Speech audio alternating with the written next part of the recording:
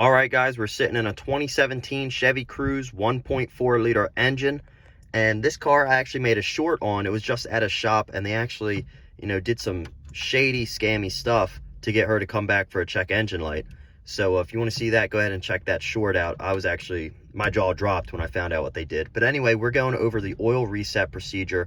First thing you're going to want to do, go to the start stop button. You're going to hold it, wait for the dash lights to come on. Just keep holding it.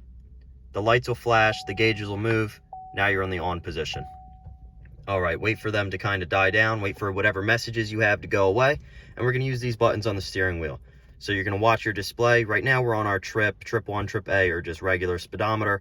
You're going to hit over to that little car. And mine's already on the oil life. Yours is probably going to start at the tire pressure. So either scroll up or down, it doesn't really matter. All the way down, takes you to the oil life. And as you can see, it says check mark to reset. You're just going to go ahead and hold it. Are you sure you want to reset? Up, check mark, and now we're at 100.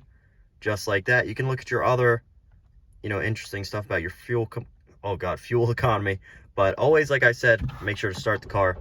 Make sure the message isn't there. I was only at 45%, so of course my message isn't there. But if yours is, go ahead and try it again. If not, there might be a problem.